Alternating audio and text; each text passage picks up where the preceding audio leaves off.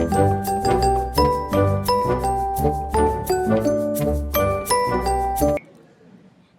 আছো ছোট্ট বন্ধুরা আমার? নিশ্চয়ই অনেক ভালো আছো।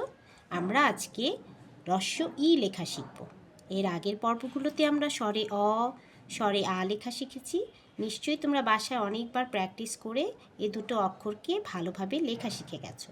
আজকে চলো আমরা রস্য ই লেখা শিখি। আর লেখা শেখার জন্য আমাদের কি কি লাগবে, কি কি আমাদের গুছিয়ে নিতে হবে আগেই, সেটা তো তোমরা জানো। একটা খাতা লাগবে, খাতাটা আমরা রোল টানা নিব যেন আমাদের অক্ষরগুলো সুন্দর হয়।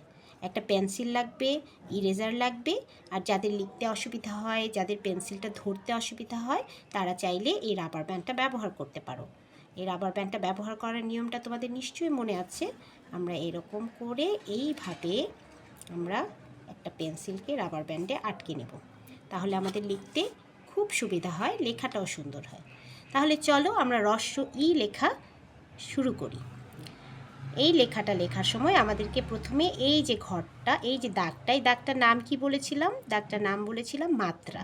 তাহলে আমরা প্রথমে এই লাইন বরাবর একটা দাগ দিব যার নাম হচ্ছে মাত্রা।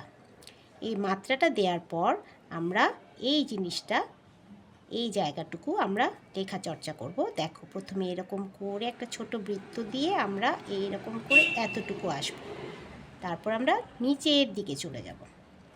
এরপর আমরা এটার ওপরে এই যে এটাকে চাইলে তোমরা শিং বলতে পারো, হাত বলতে পারো, যার যা খুশি।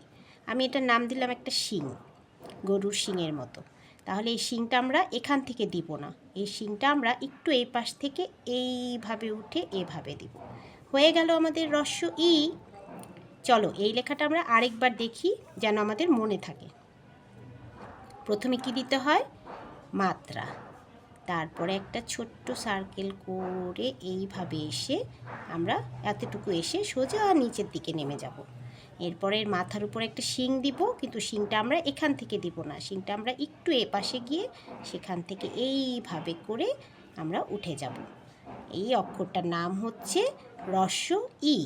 তাহলে আমরা স্বরে অ, স্বরে আ এবং আজকে রস্য ই লেখা শিখলাম। সবাই এভাবে বারবার বাসায় লেখা প্র্যাকটিস করবে। আল্লাহ হাফেজ।